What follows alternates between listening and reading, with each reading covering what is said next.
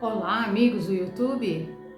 Olha, nós mais uma vez aqui no canal Espiritualidade para Todos com Mirtes e Otávio para mais uma aula e um aprendizado. Como eu sempre digo, nós aprendemos do lado de cá e vocês do lado de lá. O importante é aprendermos e saber que nós nada sabemos, estamos sempre aprendendo um pouquinho mais. Eu também busco aprendizado.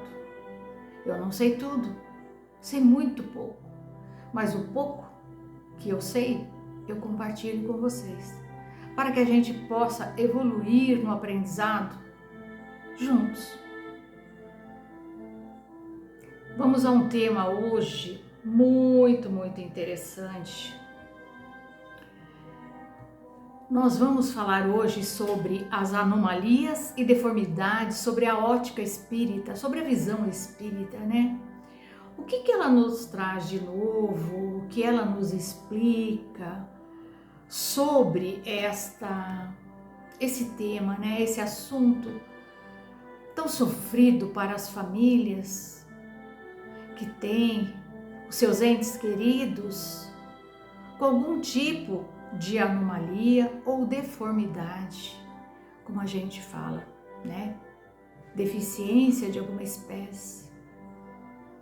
Então, na realidade, o que nos é trazido pela espiritualidade, a doutrina espírita, torna capaz o entendimento. Ela faz com que a gente consiga entender que o processo da morte do corpo físico não é instrumento depurador. Quer dizer, não é castigo a morte, gente. A morte não encerra tudo, não. Aí é que tudo começa. Então vamos entender. Com a desencarnação, finda-se a odisseia travada em uma nova existência. E voltamos à pátria-mãe. Só isso. O espírito, após a morte do corpo, não se transforma subitamente. Se sua vida foi condenável, é porque era imperfeito. Ora, a morte não o torna imediatamente perfeito. Ele pode persistir nos seus erros, em suas faltas, opiniões e preconceitos, até que seja esclarecido pelo estudo, ou pela reflexão ou pelo sentimento. Quem disse isso? Na pergunta Kardec, né? Da questão 320, ele nos explica isso. Então não é porque a pessoa morreu que ela vai mudar de opinião, ela vai se entender, ela vai ver que ela errou, mas às vezes o espírito é mais endurecido, ele tem mais dificuldade em lidar com esses processos, né?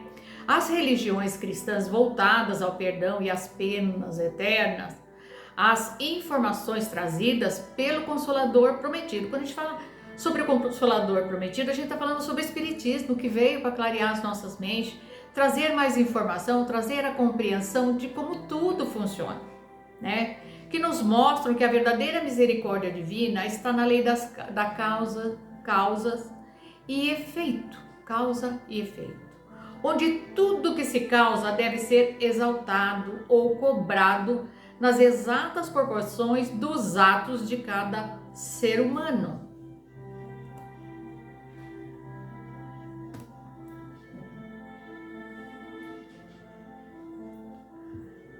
Vamos lá. E como essa lei pode entrar em ação? As leis divinas nós estamos falando, né? Por meio do instrumento incrivelmente maravilhoso chamado reencarnação. Conforme explica a questão 132 do Livro dos Espíritos. O que o Espiritismo fala sobre as deficiências?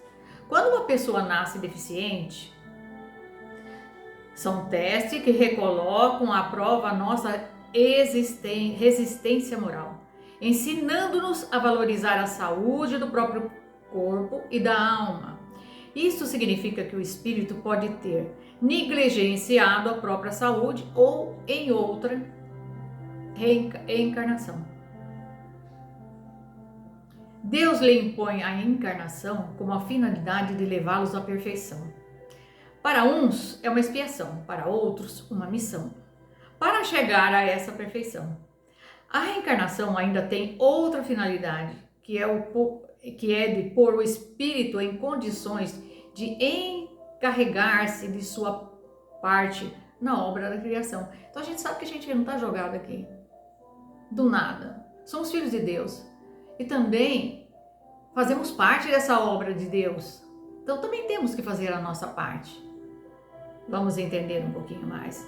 E para realizá-la, ele torna em cada mundo um instrumento que esteja em harmonia com a matéria essencial desse mundo, para, a partir desse ponto de vista, executar as ordens de Deus e dessa maneira, em sintonia com a obra geral, ele próprio progride. Então nós mesmos vamos nos aprendendo e vamos evoluindo de acordo com essas existências, com essas experiências vivenciadas.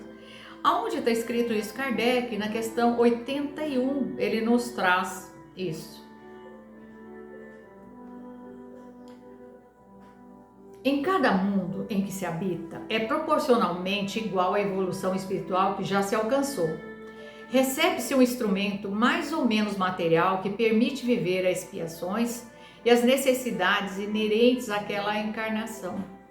Sendo assim, o corpo que habitamos é exatamente o que precisávamos para depurar os nossos atos e crescer espiritualmente.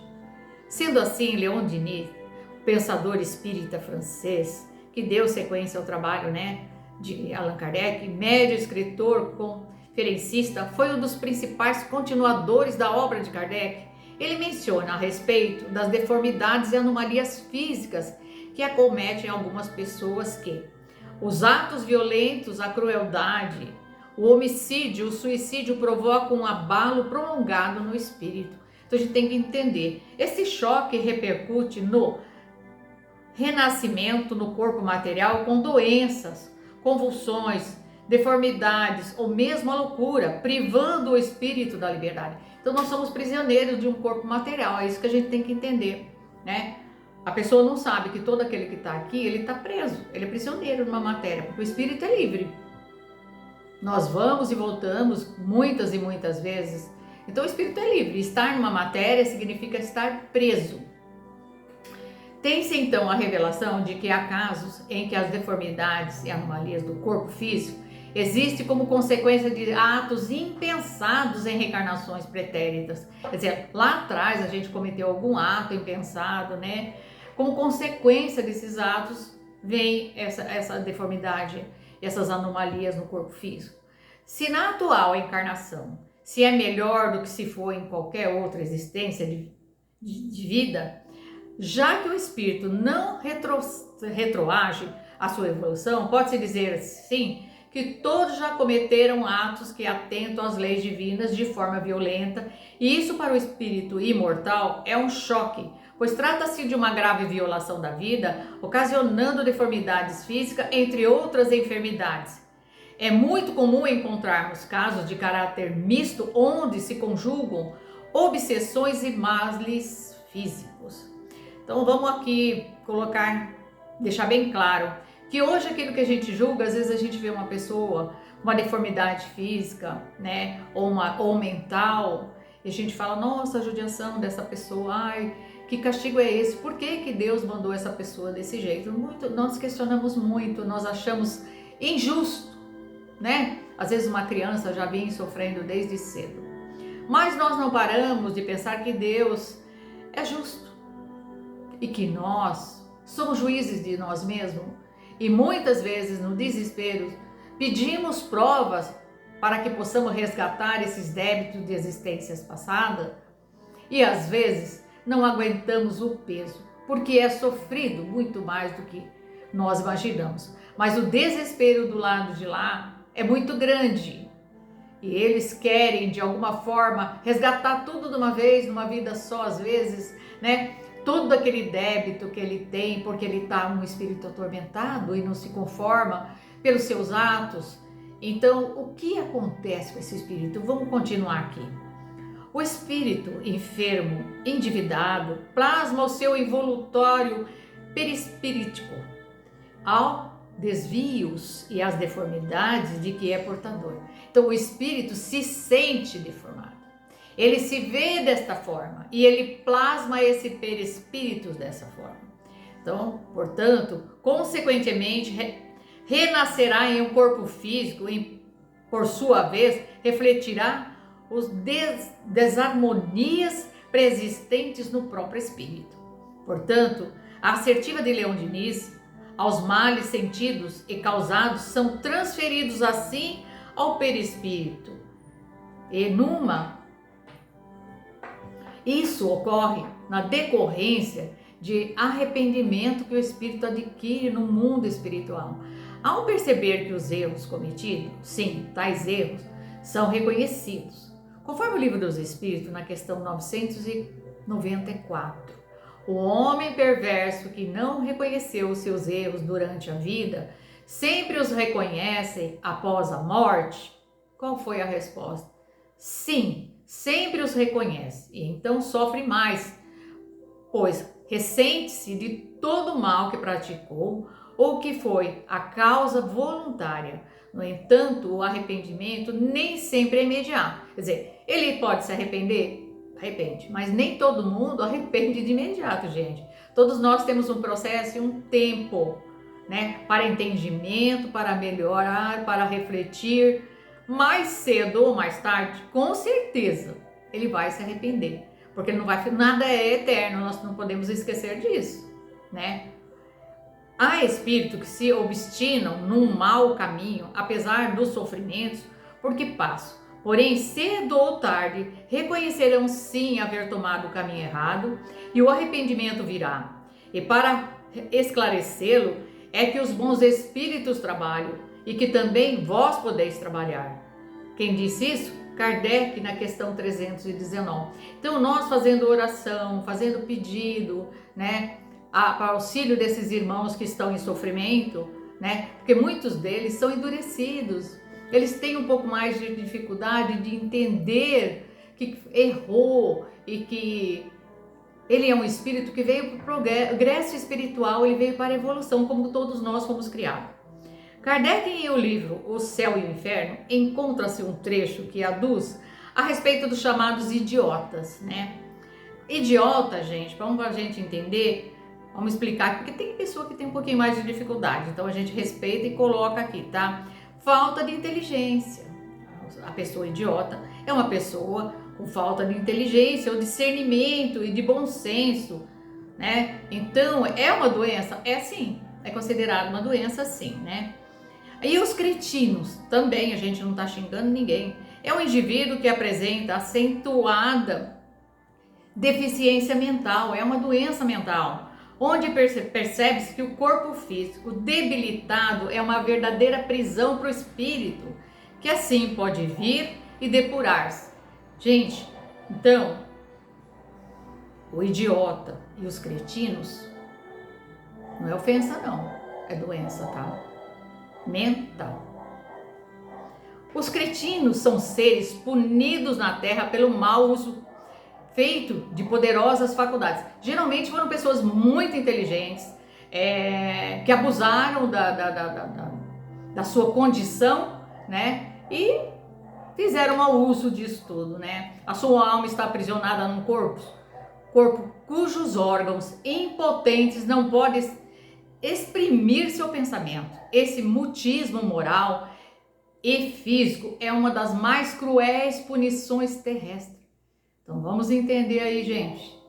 Olha o sofrimento desses espíritos que praticam atos abusivos, abusando da sua inteligência, né?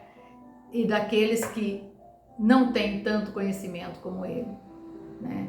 A gente vê muito disso hoje, se a gente parar para olhar, né? O descaso de algumas pessoas que poderiam fazer alguma coisa em prol da humanidade e não fazem nada. Cruzam os braços e só pensam em si, como se o mortalha tivesse bolso e o caixão tivesse gaveta.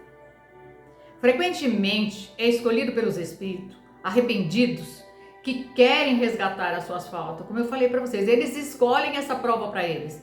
Nessa prova o espírito não fica estacionado. Não é porque ele está naquele estado, né, físico ou mental, que ele não está evoluindo como espírito, ele está resgatando, gente. Vamos entender que ele está tendo a sua evolução espiritual, embora ele esteja preso àquele corpo. Não podemos subestimar que são espíritos inteligentes e muitas vezes muito mais inteligentes que nós. Eles só caíram no erro, abusaram, né? Vamos explicar assim, né? E não fica estacionado a prisão ele fica na prisão da carne, mas ele não fica estacionado. Lembre-se, ele está em expiação. Então, ele está em expiação, ele está resgatando os seus débitos de vida passada, a prova que ele pediu para ele mesmo. Porque esses espíritos, eles vêm com essa expiação, porque eles escolheram isso para eles, né?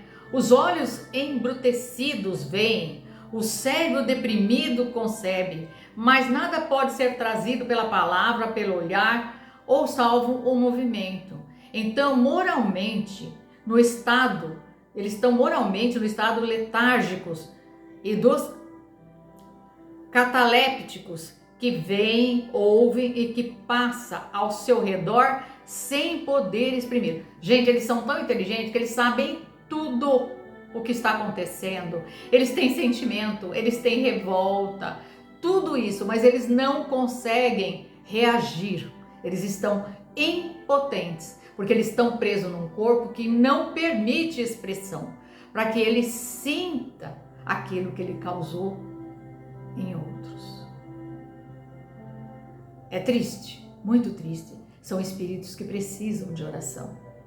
A explicação para vocês entenderem como é que se sente esse espírito quando está reencarnado. Pense em vocês quando vocês têm um pesadelo. Vão dormir e tem um pesadelo, onde você percebe que tem alguém perseguindo você, mas você não consegue correr, parece que você está grudado no chão, está preso no chão. Você quer gritar, a voz não sai, você fica paralisado, você quer pedir socorro e não consegue. É essa a condição desse espírito preso nesse corpo, nessa condição. Já pararam para pensar? É triste, né? Eles experimentam essa experiência. Por nós, quando temos esses pesadelos, a gente viu um pouquinho do que esses espíritos passam uma vida inteira aqui na Terra, nessa condição. É desesperador. Todas as enfermidades têm a sua razão de ser. Nada se faz sem uma causa. É que chamais de justiça da sorte. É a explicação de mais alta justiça. A loucura também é uma punição pelo abuso de altas faculdades. O louco tem duas personalidades, uma extravagante e a outra consciente de seus atos, sem poder dirigi-los.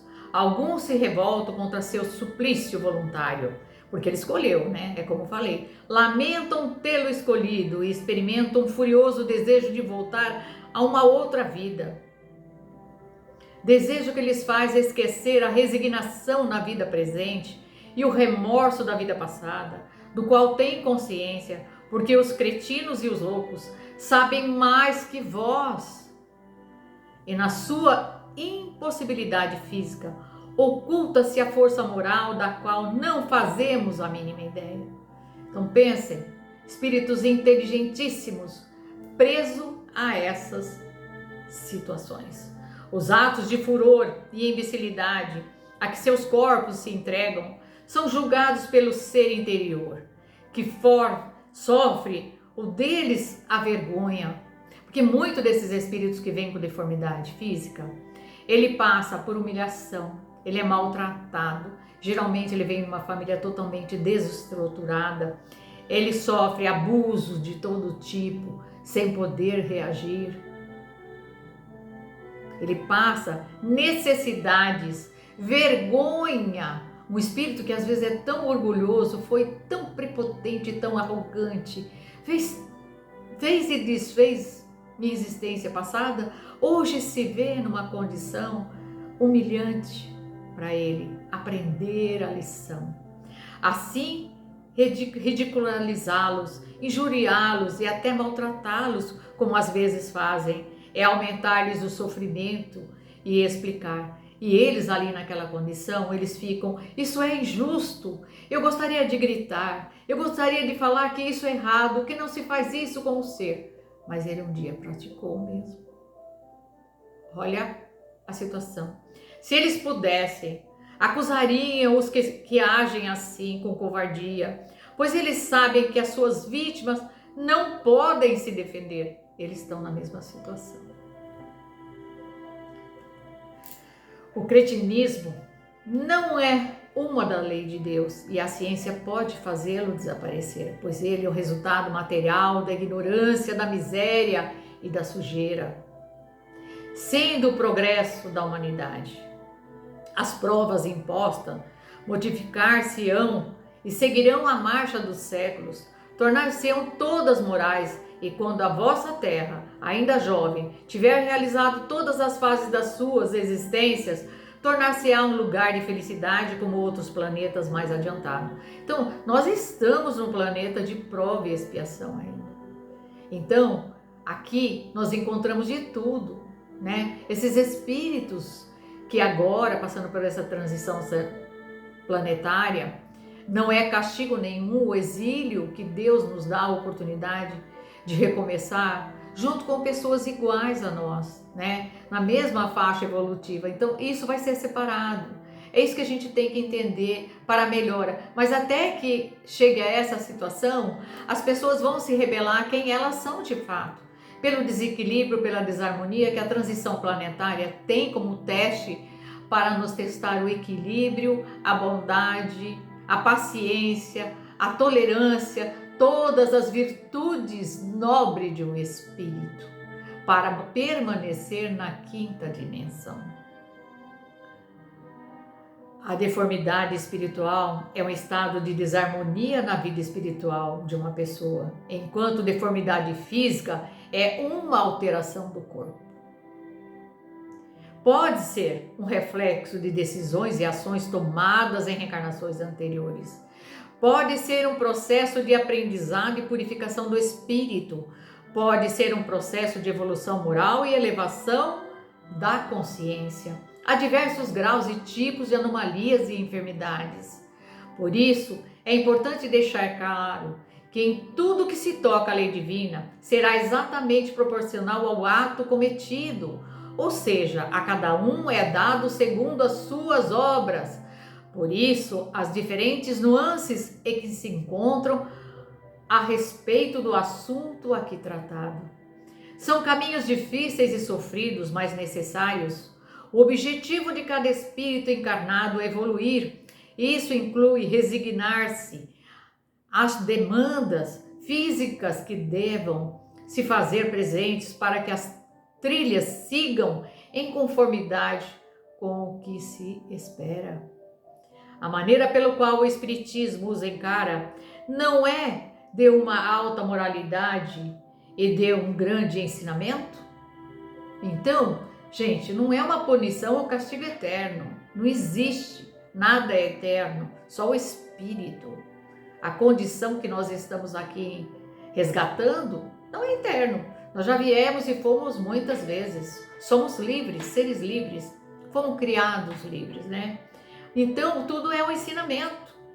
Ao pensar que esses corpos desgraçados encerram almas que talvez tenham brilhado no mundo, que são lúcidas e pensantes quanto as nossas, sob o aspecto envoltório, que eles abafam as manifestações e que um dia o mesmo nos pode acontecer se abusarmos das faculdades que nos concedeu a providência. Gente, isso não está livre de acontecer com a gente também não, hein? Basta dar uma pisada de bola e olha nós aí, ó, na condição desses irmãozinhos, né? Bom, aqui vai ficar uma reflexão, né? A gente vai estar colocando, eu acho que o assunto foi bem abordado. Eu queria falar muito sobre isso. Eu fui buscar, né, esse ensinamento de uma forma simplificada para poder passar para vocês, né?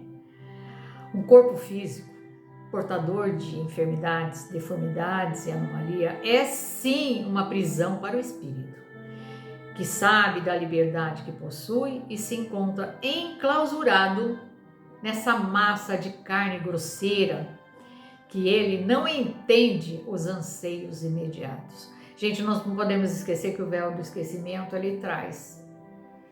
Mas ele não faz com que o espírito seja menos inteligente se ele tem uma evolução intelectual. Ele pode ser inteligentíssimo. O corpo não lhe dá a condição.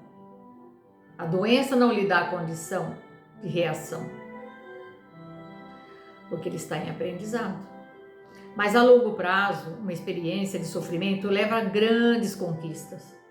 O espírito não encontrará na Terra a felicidade completa e suprema que anseia. A vida é uma prova ou uma expiação para a imensa maioria dos habitantes aqui na Terra.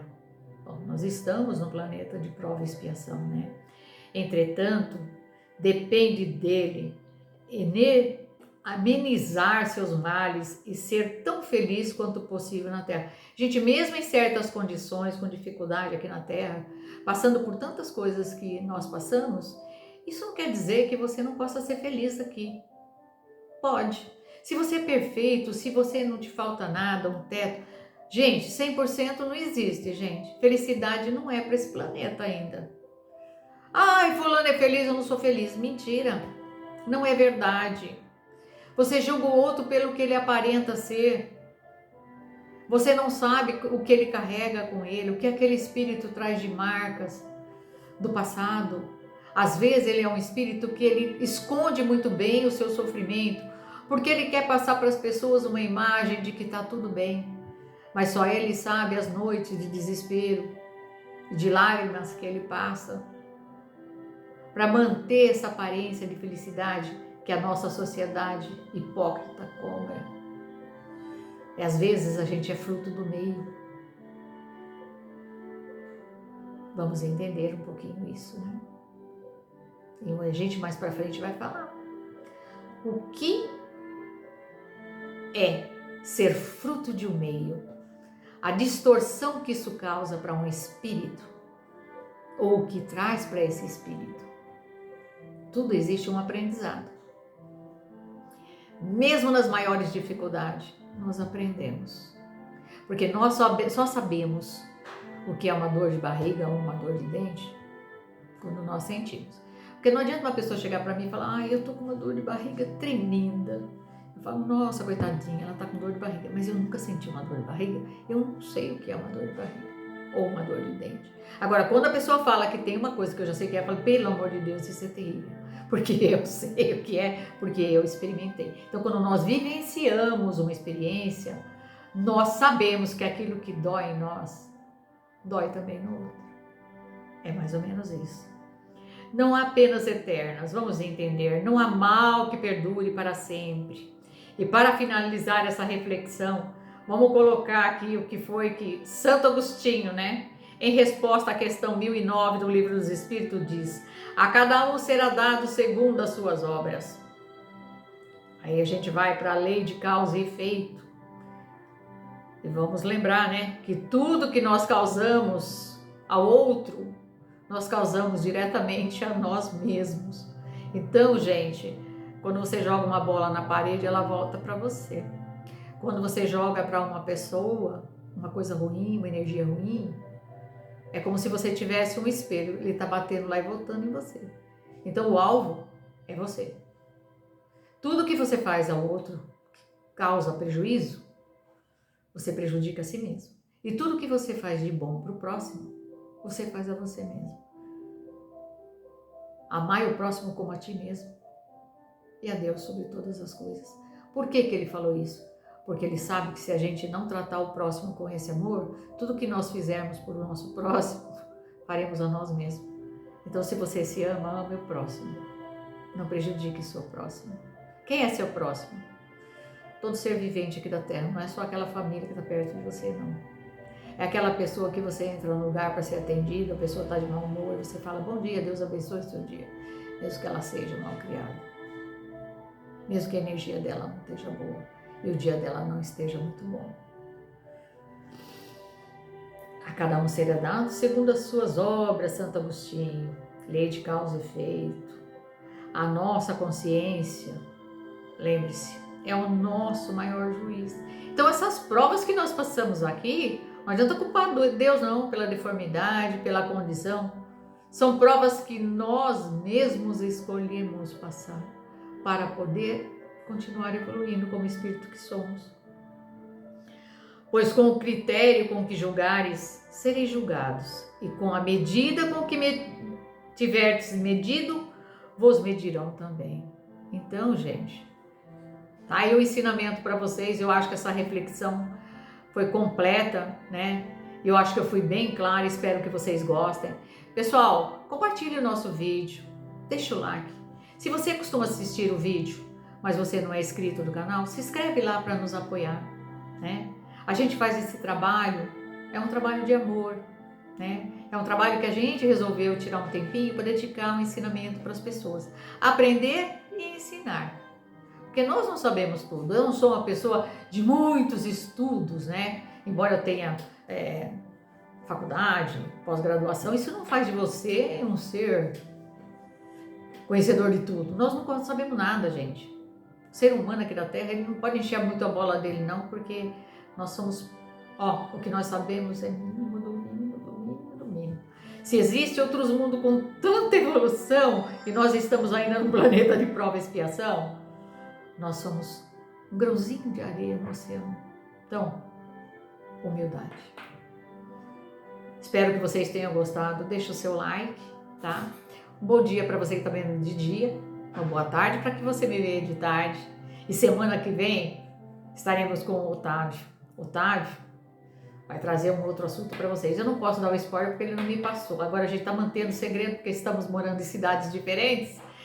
Então fica na surpresa. Mas eu posso dar um spoiler na próxima aula que eu vou dar para vocês, fora essa do Otávio da semana que vem. Nós vamos falar e tirar as dúvidas sobre encosto e obsessor. O que é um, o que é outro? Porque a pessoa vai no centro, a pessoa fala assim, você tá com encosto. A pessoa fala, nossa, tem um espírito encostado em mim, tá? Então, é um encosto ou é um obsessor? Bora estudar um pouquinho mais pra gente aprender? Aguardo vocês. Até semana que vem, se Deus assim que permitir. E uma semana e um final de semana abençoado para todos vocês. Que Deus abençoe a vida e a família de todos vocês.